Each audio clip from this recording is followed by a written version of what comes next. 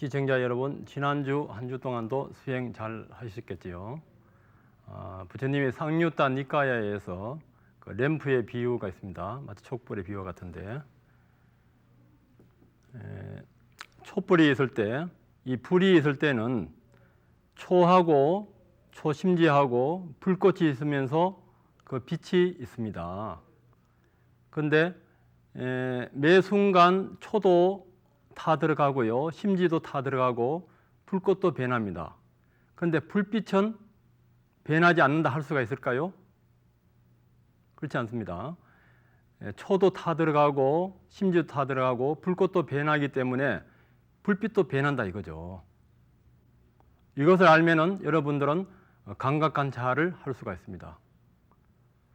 우리가 눈으로 보고 귀로 소리를 듣고 코로 냄새 맡고 혀로 맛보고 몸으로 촉감 느끼고 생각의 주체로서 생각의 대상을 우리가 보고 듣고 냄새 맡고 느낄 때 그때 감각이 일어납니다.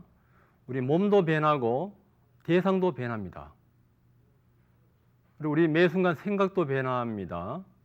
근데 거기에서 일어나는 감각이 변하지 않고 영원하다 할 수 있을까요? 그렇지 않습니다.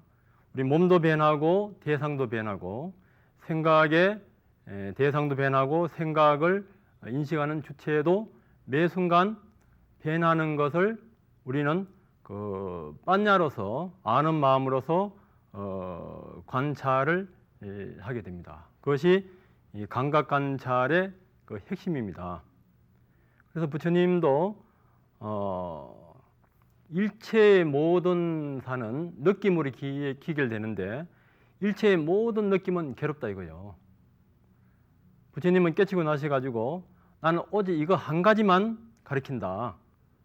그 괴로움, 그 괴로움의 원인과 소멸.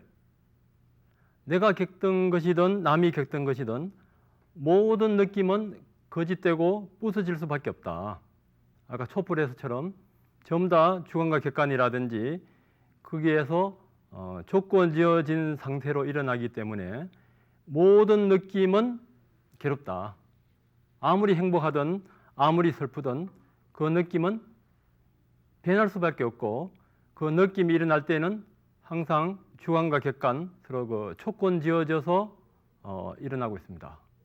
그래서 우리가 그 느낌에서 가래가 나오고 그 가래가 있을 때는 또 무명이 더 가래를 의지해서 더 크게 되고 또 무명으로 인해서 또 촉수애치 또 거기서 느낌이라든지 가래 이것이 매 순간 굴러가고 있습니다. 그래서 무명도 매 순간 조건 지어져 있으면서 가래와 조건 지어져 있으면서 변하고 그 가래는 또 느낌을 통해서 오고 그 느낌은 또 다른 또 부딪힘 매 순간 순환대에 나갑니다. 매 순간 굴러갑니다.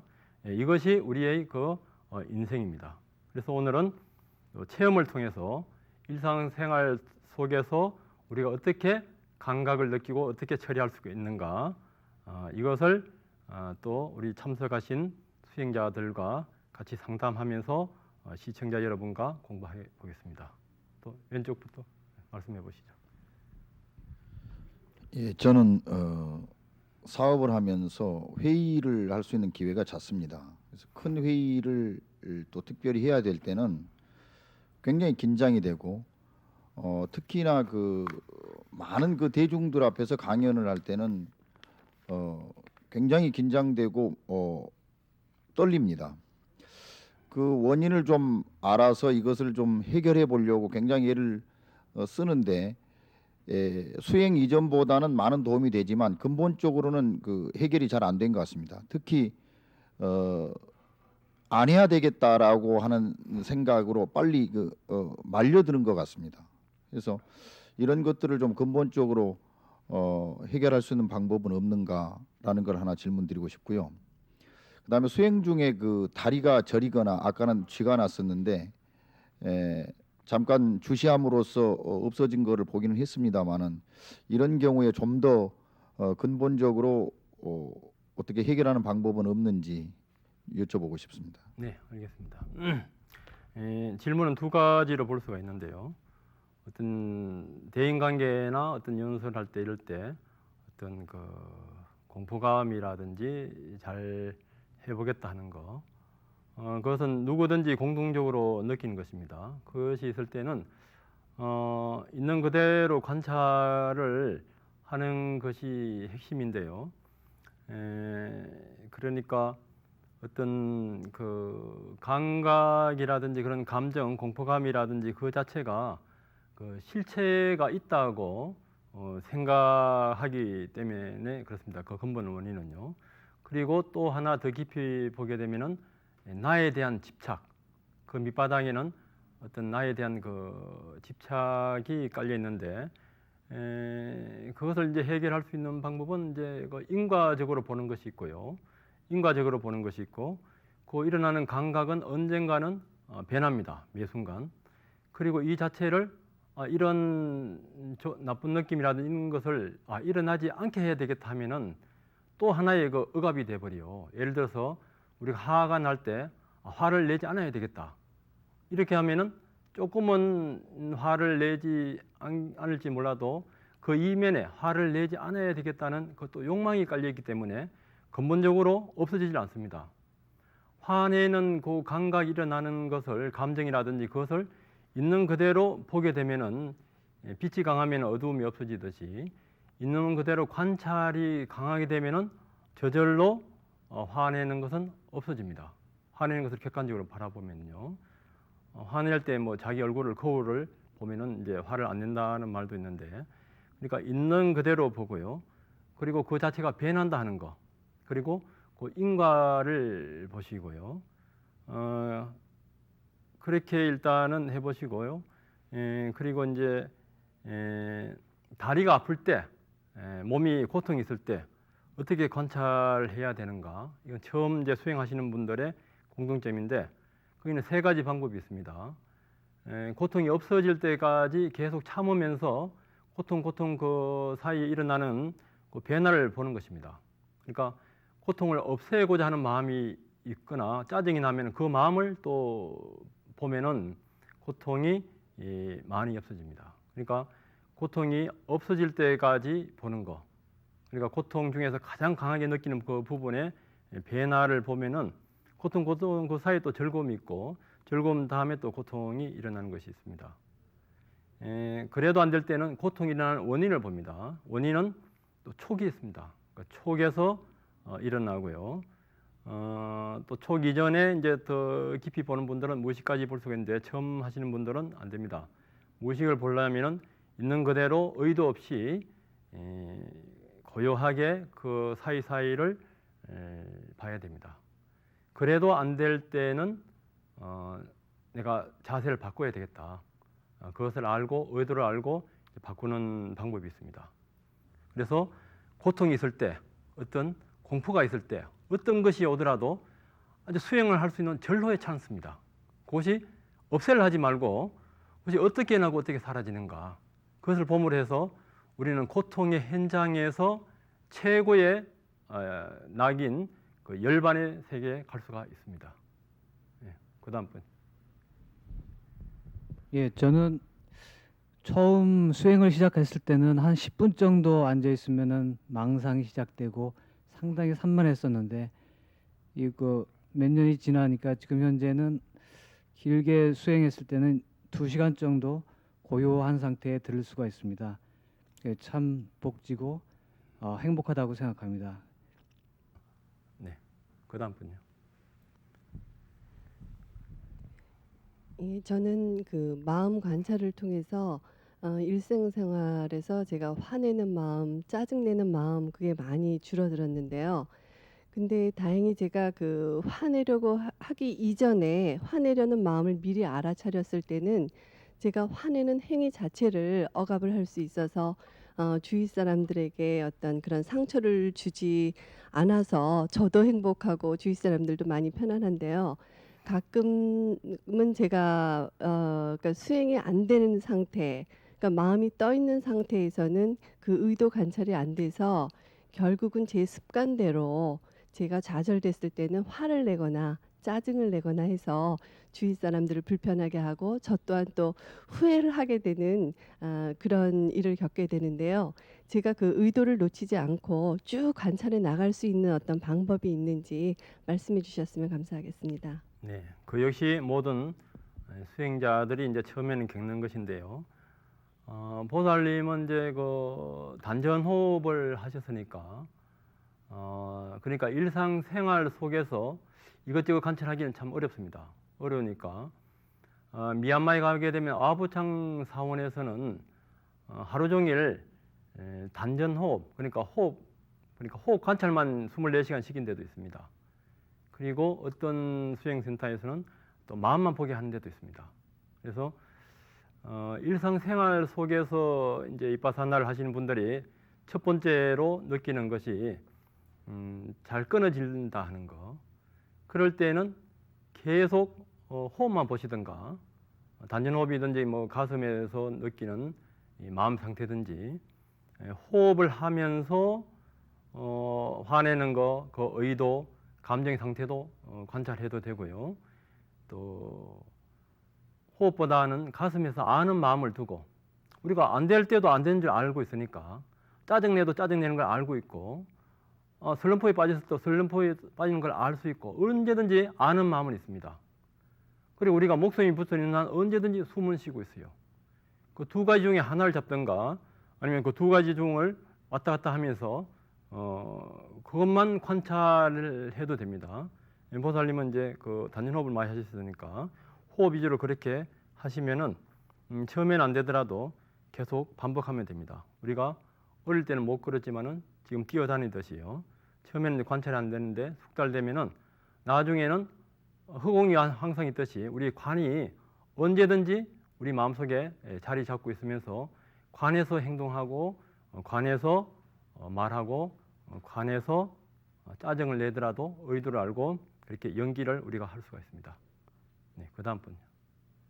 예, 저는요 기독교에서 원수를 사랑하라는 말씀이 있듯이 기도하면서 풀고 정말로 싫어하는 사람이 없고 다 예쁜 사람만 있는 줄 알았는데 이빠사나 공부를 하면서 깊이 들어가 보니까 그게 아니더라고요. 저 속에서 다 차곡차곡 쌓여 있다가 공부하는 도중에 그 싫은 사람이 하나 둘씩 떠오르면서 그 어떤 아주 이상한 마음이 올라오더라고요. 그래서 이것이 정말 원수를 사랑하라는 마음, 그 말씀대로 살지 못했고 그냥 겉만 좋은 척하고 지냈던 것 같아요. 근데 이 공부를 하면서 이 관찰을 통해서 제가 저를 속임 없이 저는 뼈와 살은 내가 어떻게 지내는지를 알잖아요. 어떤 마음을 가지고 있는지를 알기 때문에 그 속으로 자꾸 관찰을 하다 보니까 그것이 정말 아니었구나. 그래.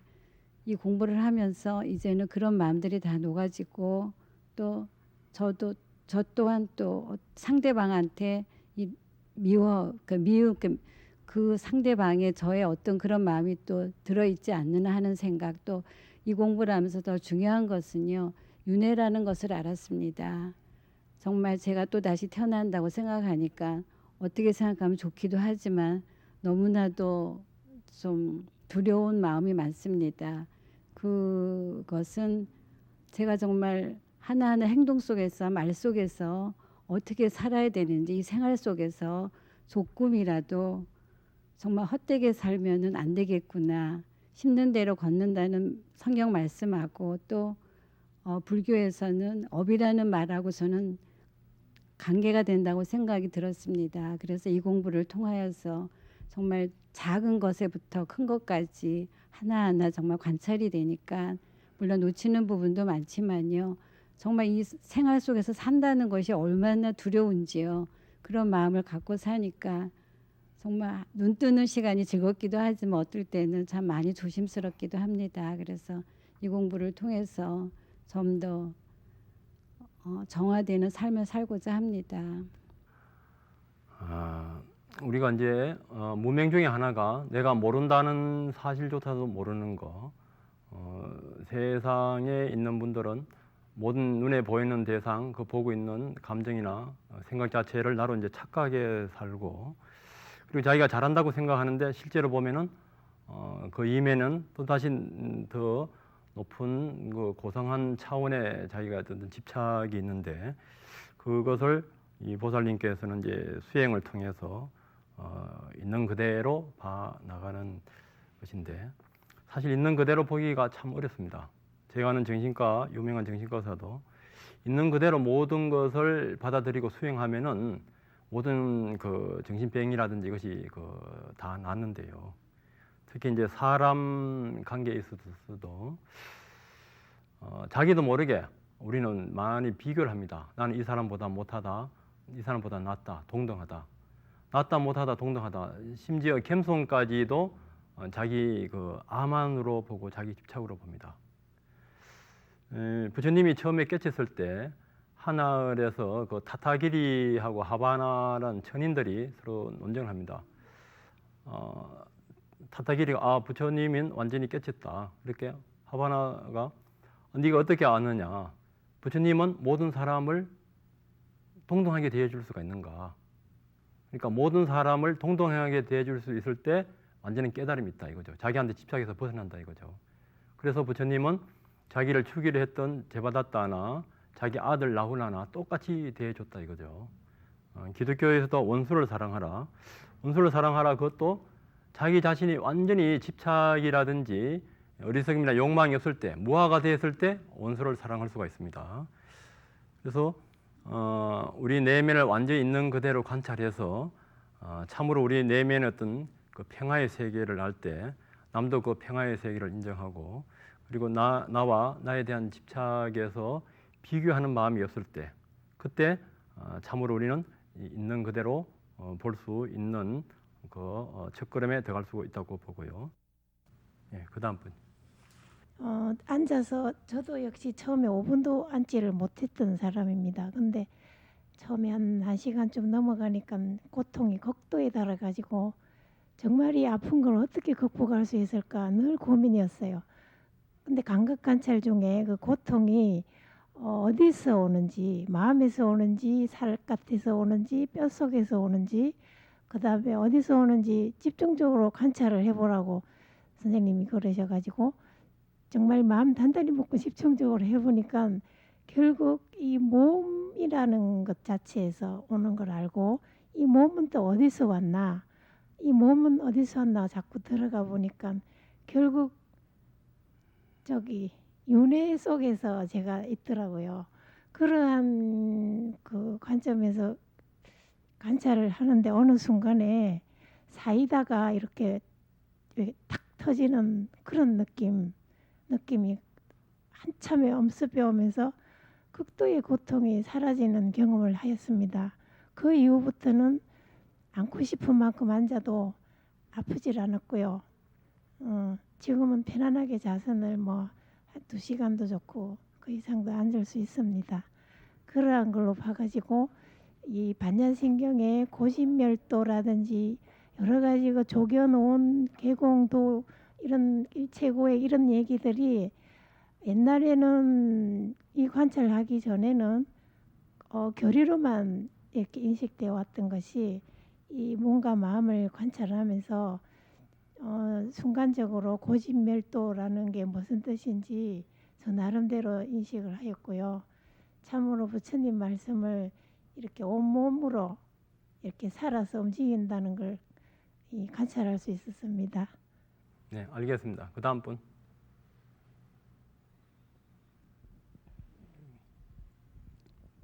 저는 호흡 관찰을 통해서 몸이 그 물질이고 그리고 몸을 움직이는 정신, 이 물질과 정신을 구별해서 보게 되었고요. 그리고 이제 한 호흡 사이에서 그 마음이 일어나는 과정들을 보게 됐습니다. 그러니까 이제 어떤 호흡에서뿐만이 아니고 이렇게 소리를 들을 때라든지 눈으로 무엇을 볼 때 아니면 냄새를 맡을 때 또 몸에 뭐가 와서 닿을 때라든지 이렇게 모든 것에서 그 부딪혀 올 때 딱 마주치는 그 순간에부터 이제 처음에는 알아차리기 시작해가지고요.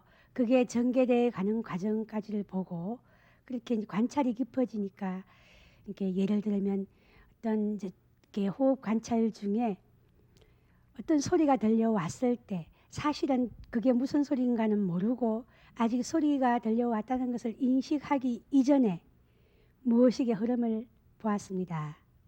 그래서 그게 무엇인가 하고 계속 이렇게 보다 보니까 그 어떤 접촉이 있음을 이렇게 의식에서 알아차리는 것, 그리고 그 접촉으로 인해서 거기에 그 소리가 부딪히는 이제 그게 나중에 알고 보니까 소리였는데, 소리가 왔을 때 그 정보에 비슷한 어떤 거전에 경험됐던 그 무의식에서 이렇게 업이라 그러죠. 그런 게 막 나타나는 것을 보았습니다. 그리고 그게 이제 소리가 느껴지는 순간 거기서 전에 이 소리 들을 때 좋았다든가 아니면 싫었다든가 하던 그런 감정적인 게 나타났습니다. 좋은 것이 들릴 때는 그게 아주 강해서 막 진행이 되고, 그리고 더 듣고 싶어 하고, 또 그렇게 이제 더 듣고 싶어 해서 따라가게 돼가지고 듣게 되면 거기서 다시 그 이제 듣고 싶어 하는 마음이, 집착이 그 다음 그 소리에 대한 어떤 그런 뭐라 그럴까, 업을 다시 형성하는 것을 보았습니다. 부처님 당시에도 감각으로 깨친 대표적인 분이 사리불 존자인데요. 사리불 존자는 부처님 뒤에서 부처를 붙이면서 부처님 조카인 디가나카에게 부처님이 감각 관찰에 대해서 설명을 해 주실 때 부처를 붙이면서 동작이라든지 그때 마음 상태에서 일어나는 감각의 변화를 보고 아라한이 된 분이 그 사리불 존자입니다. 그 사리불 존자가 한때는 어떤 여행을 떠나려 할 때 같은 비구 스님이 부처님한테 사리불 존자가 나를 때리고 내한테 욕설을 했다고 이렇게 아주 거짓말을 말했어요. 그래서 이제 부처님이 사리불 존자를 불렀을 때, 사실인가 물었을 때, 이빠사나를 수행하는 비구로서 도반에게 잘못을 하고 내가 용서를 받지 않고 여행을 떠나는 것은 있을 수 없다.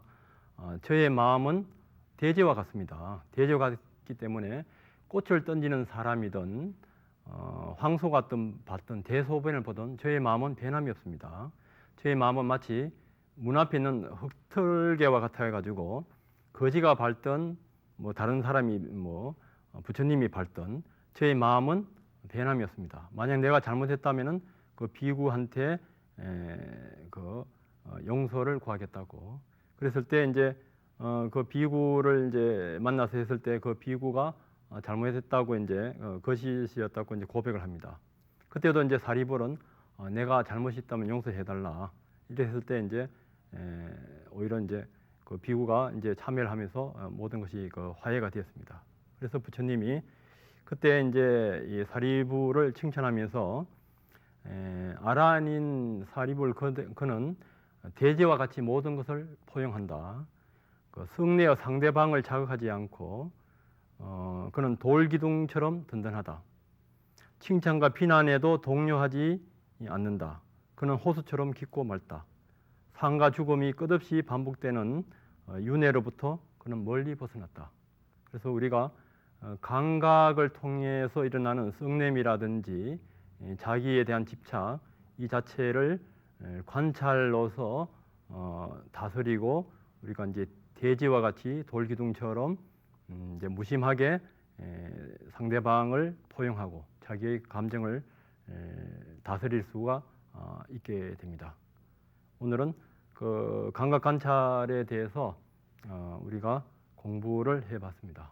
다음 주에는 팔정도에 대해서 강의를 해드리겠습니다. 네. 다음 주까지 열심히 수행하십시오. 감사합니다.